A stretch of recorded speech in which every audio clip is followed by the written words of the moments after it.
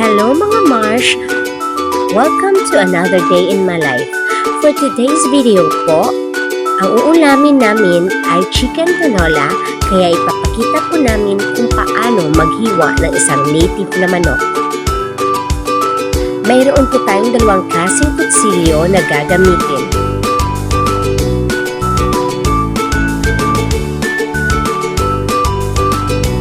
Nakuna na po pala ng balahibo ang ating manok. Hindi ko na po naipakita sa video. Ang unang parteng ating hiwain ang kanyang mga paa.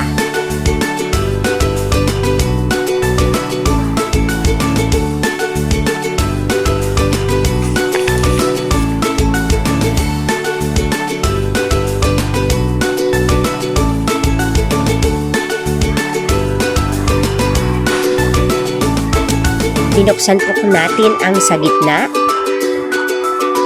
at kinuha ang mga laman nito.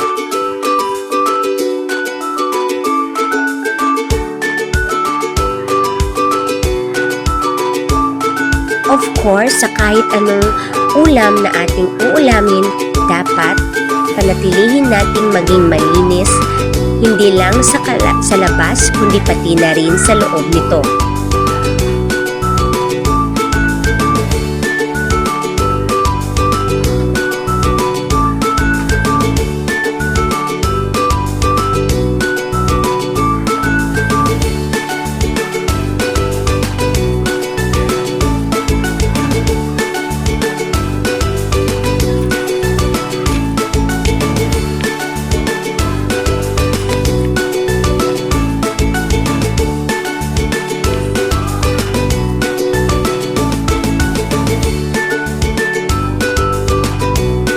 Hinugasin po natin ang mga hiniwang parte ng manok.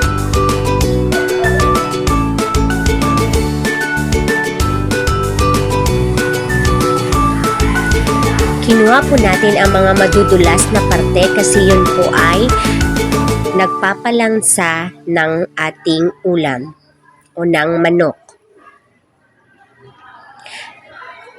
At pagkatapos, hinihiwa po natin ito ng maliliit, nilagyan ng asin para makuha at maging malinis. Hinugasan ulit ng tubig. Sa paghugas po, medyo pigain po natin ng konti.